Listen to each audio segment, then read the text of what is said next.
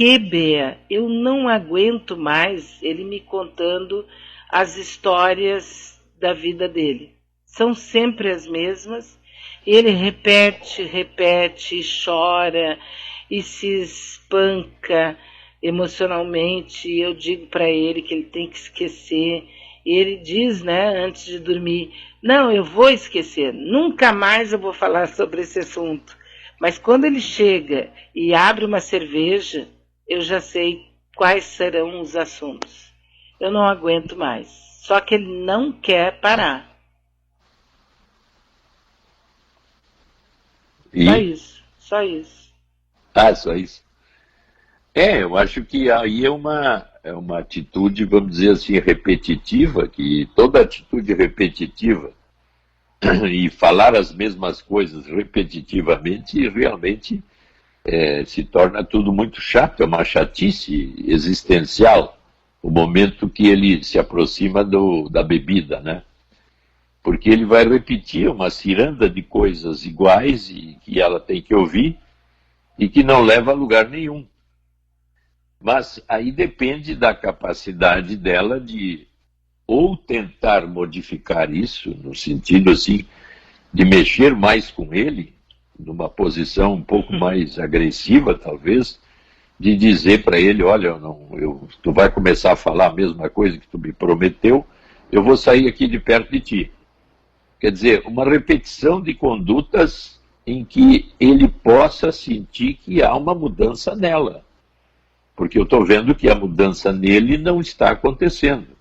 E eu posso dizer, então, que a mudança nele não está acontecendo porque ele não vê nenhuma mudança nela no sentido de uma repreensão ou de um afastamento dela dessas coisas que são repetitivas. Então, o que eu aconselhava a ela é uma atitude mais incisiva dela, ou então uma busca de um auxílio intermediário, que seria, então, uma terapia, pelo menos de algum tempo, sobre esse fato em si, né? Os dois procurarem alguém e ela se queixar dele na relação, vamos dizer, de psicoterapia ligada ao casamento, porque é uma ligação que me parece que os dois estão juntos por uma série de outras razões positivas, né? Há só esse foco negativo. Mas talvez ele tenha isso como uma espécie de falta de assunto, daí então volta. Mas aqui tem o Fábio, ele diz o seguinte, mas ela não tem também histórias tristes? Diz para ela contar todos os dias. Tu vê que se levanta várias hipóteses dela explorar. Porque daqui a pouco ele não vai aguentar mais também. Aí ela diz, se tu não contar mais as tuas histórias, eu não conto as minhas. Isso, olha a história. Aquele jornalista investigativo sempre diz, uma história sempre tem 4 versões. Sim. Então, no momento que nós levantamos uma, tu vê que já surgiu desse ouvinte outra, e outra, e outra. Mas isso serviria para ela, então, abrir campo de outras perspectivas, né? Até pela conversa que eu e tu estamos tendo agora e o ouvinte levantando essa outra hipótese.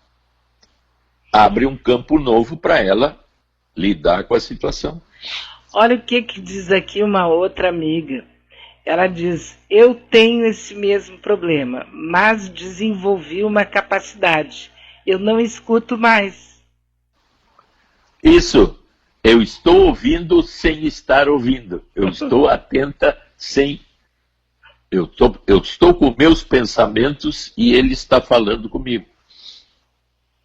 Então, tu vê, outra posição em que o que indica? Apesar desse mal-estar com esta pessoa, tem muitas outras coisas boas que me mantêm com ele ou com ela.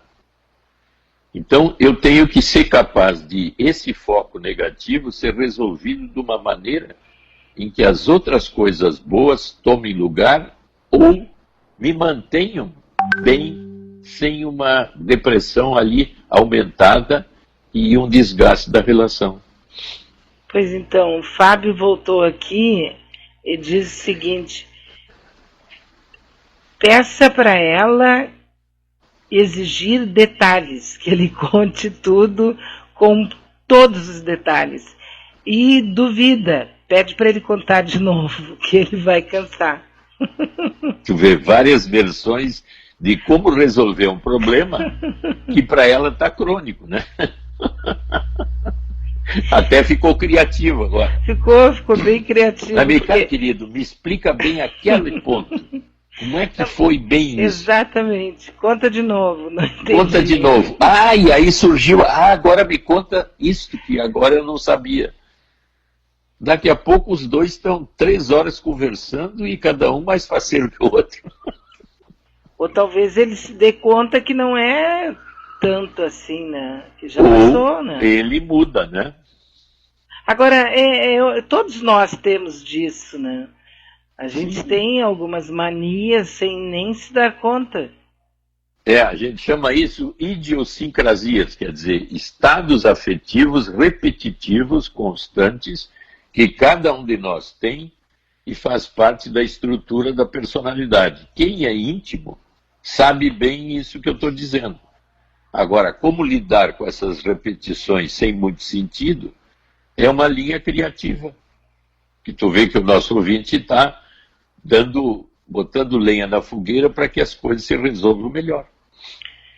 Bom dia, Manaualtas. Viram a hashtag rolando? A Terceira Guerra Mundial chega e o Brasil pedindo Bolsonaro fica calado.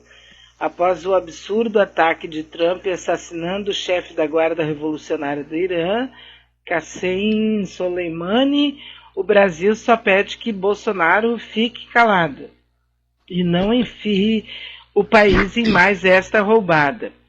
Dr. Maia, é por isso que eu tenho uma inveja boa de pessoas inteligentes.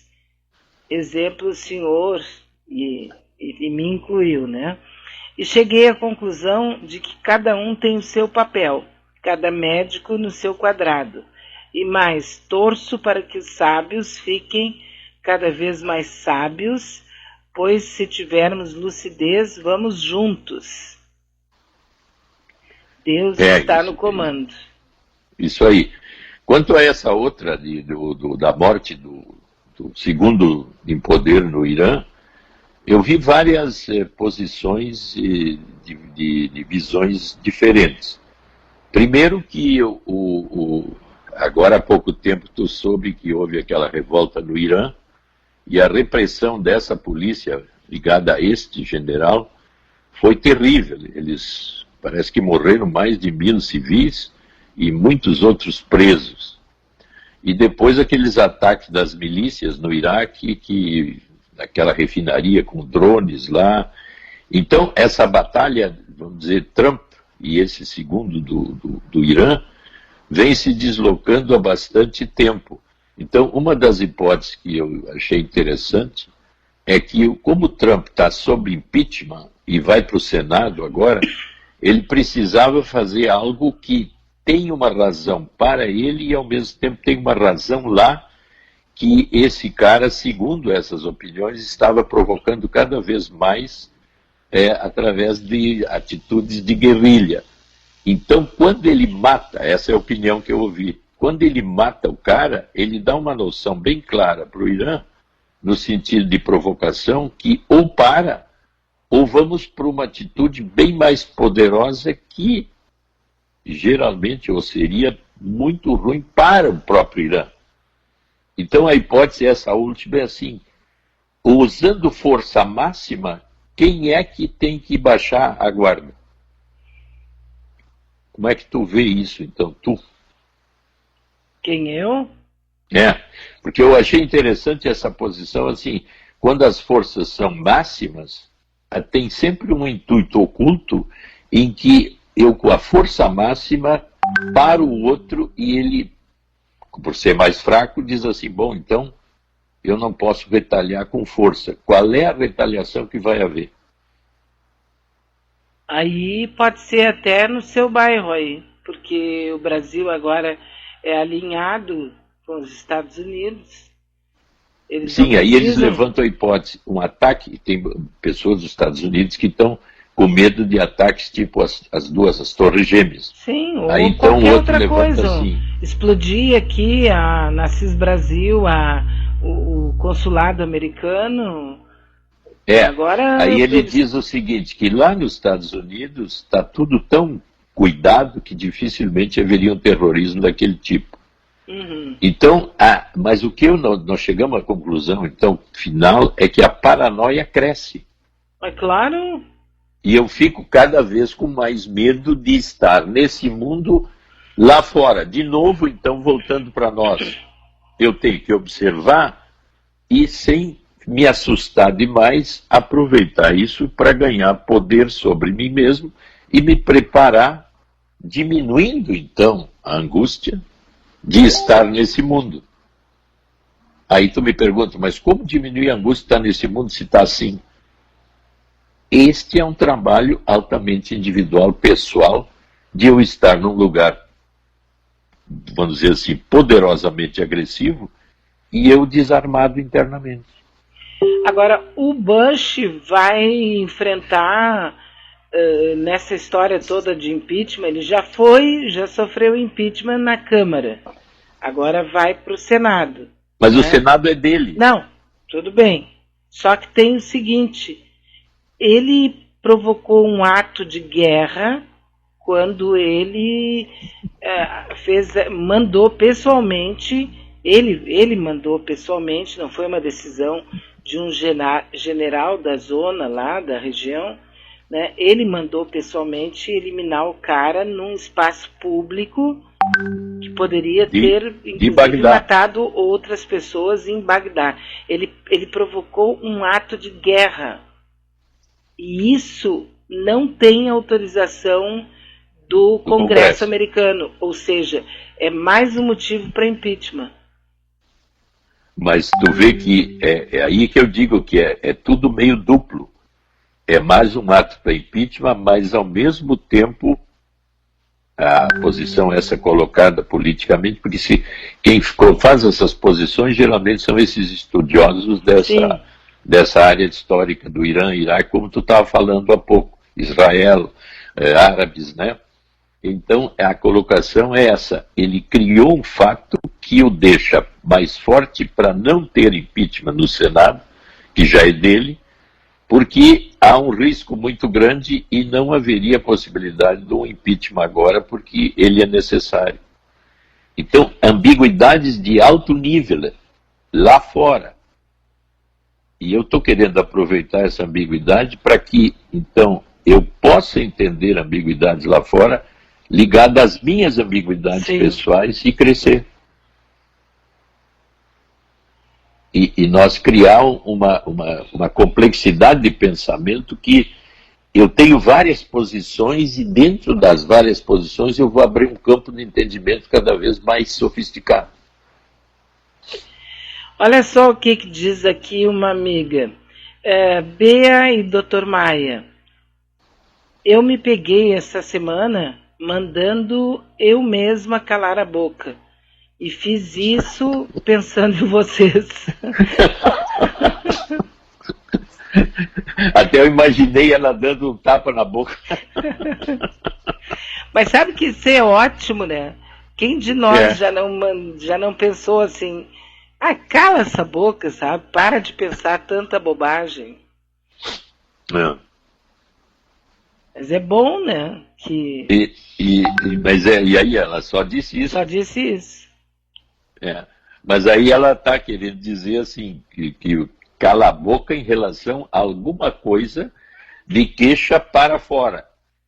Então ela deu uma volta para dentro e disse assim, mas para de te queixar do mundo lá fora e olha bem para ti. Que é exatamente isso que a gente está sempre preconizando, quer dizer, que eu uso a tensão gerada do mundo lá fora dentro de mim e eu perceba que eu tenho que ser um administrador das minhas angústias, das minhas depressões, dos meus sem-sentidos dentro de mim, baseado em mim. Porque se eu esperar de lá fora, eu vou ficar um queixoso ressentido. Porque esse pai e essa mãe que eu busco estão lá no meu passado, né? Não vão aparecer aqui agora. Sim, não vão. Onde é que está o homem e a mulher que eu sou hoje?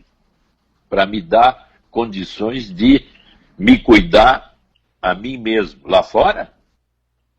Ou estamos